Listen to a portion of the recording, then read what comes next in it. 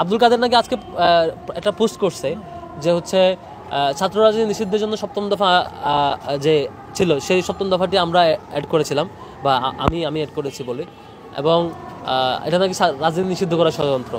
এটা হচ্ছে মানে নির্বুধের মতো আচরণ আর কি, অবুঝের মতো কথাবার্তা, যে হচ্ছে অথবা ইন্টেনশনালি দায় চাপানোর কথাবার্তা।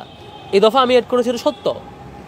কেন এড করেছি কখনো এর ব্যাখ্যাটা দিয়েছিলাম। 9 দফার ভ্যালিডিটি থাকে 1 দফার ঘোষণার আগ পর্যন্ত। 1 দফা ঘোষণা এবং হাসিনা পতনের মধ্যে দিয়ে 9 দফার ভ্যালিডিটি শেষ। 9 দফা তখন কেন? তখন শিক্ষার্থীরা হলে ছাত্রলীগকে পিটিয়ে বের করছে, ছাত্রলীগের বিরুদ্ধে কি বলে কঠিন প্রতিরোধ করে করছে। ছাত্রলীগের সন্ত্রাসী সশস্ত্র পজিশন নিয়েও শিক্ষার্থীদেরকে দমাইতে পারে নাই। তখন ফ্যাসিবাদ, আস্ত ফ্যাসিবাদ ক্ষমতায়, বিশ্ববিদ্যালয়ের ফ্যাসিবাদী প্রশাসন ক্ষমতায়, আওয়ামী প্রশাসন ক্ষমতায়। সেই মুহূর্তে শিক্ষার্থীদের নিরাপত্তার জন্য, শিক্ষার্থীদের সেফটি ফিল করার জন্য কিভাবে শিক্ষার্থীদেরকে নিরাপত্তা দেবো সেই কথা মাথায় রেখে আমরা সপ্তম দফা অ্যাড করেছি। যেহেতু আওয়ামী ফ্যাসিবাদকে আমরা ভাঙতে পারি নাই, তখনও আমরা হাসিনার পতন হয় নাই, তখনও পুরো ক্যাম্পাস রাজনীতি আমরা সংস্কার করতে পারি নাই।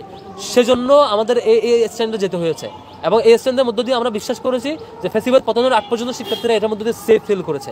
আর ফ্যাসিবাদ পতনের মধ্য দিয়ে আমাদের পুরো রাজনীতি সংস্কারের সম্ভাবনা হয়েছে। আমরা 5 তারিখে পরে ক্লিয়ার করেছি যে এই পয়েন্টটা আমরা অ্যাড করেছিলাম শিক্ষার্থীদের সেফটির জন্য, ছাত্রলীগ যাতে আবার ব্যাক করে আমার শিক্ষার্থীদের উপর টর্চার করতে না পারে সেজন্য।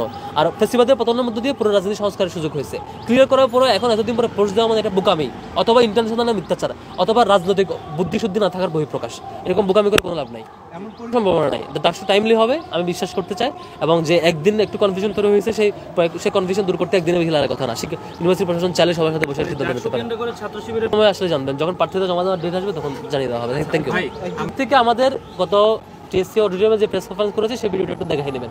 অথবা আপনি, আমি জানি না এটা বলেছে কিনা, তবে ওমর ফাতেমার এটা আমার অবাক লাগছে যে হচ্ছে ছাত্র ইউনিয়ন জগন্নাথ হলে কমিটি দেওয়ার পরে তিনি খুব এটা এনজয় করছেন, চুপচাপ ছিলেন। ছাত্রদল কমিটি দেওয়ার পর প্রতিবাদ করছেন, এটা আমি জানি না তখন করেন না কেন, এটা উনি আজকে প্রবোস কমিটির স্ট্যান্ডিং কমিটির মিটিং হয়েছে বোধ হয়, আমরা সেই সিদ্ধান্তের অপেক্ষায় আছি। লিখিত সিদ্ধান্ত আসলে, মৌখিক কোনো সিদ্ধান্তকে আমি সিদ্ধান্ত মনে করছি না, লিখিত সিদ্ধান্ত আসলে আমরা ফিডব্যাক দেবো ইনশাল্লাহ। Thank you.